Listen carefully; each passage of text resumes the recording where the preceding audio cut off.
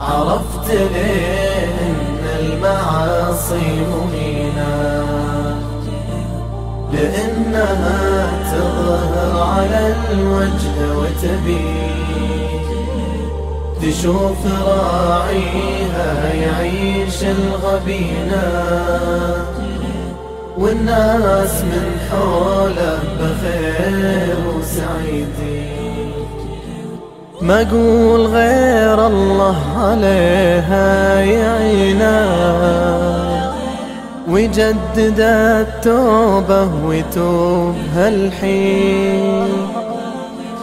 الله أكبر كيف قصر بدينا،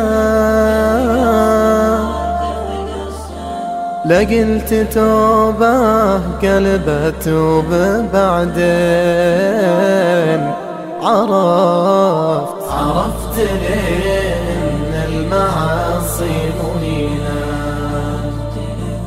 لأنها تظهر على الوجه وتبين، تشوف راعيها يعيش الغبينة، والناس من حوله بخير وسعيدين.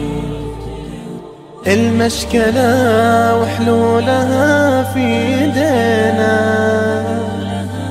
ركعة وسجدة في صفوف المصلين،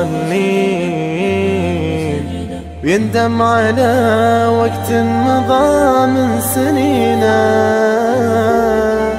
الصحبة اللي ما تعينه على الدين، يعلن إلى ربه رجاه حنينا، لعل ربه يغفر الذنب ويعين. عرفت ليه إن المعاصي مهينة، لأنها تظهر على الوجه وتبين، تشوف راعيها يعيش الغبينة، والناس من حوله بخير وسعيدين.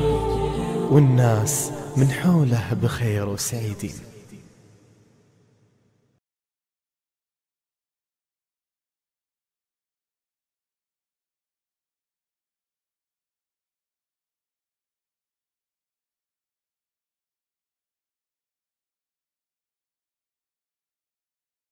عرفت ليه إن المعاصي مهينة،